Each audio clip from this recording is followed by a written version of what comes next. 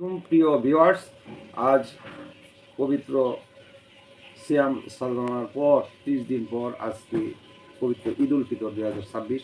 সবাইকে অনেক শুভেচ্ছা। আমরা ঈদের মাঠ পরে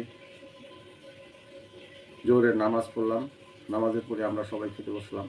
আজকে খাবার মেনুটা শেয়ার করছি।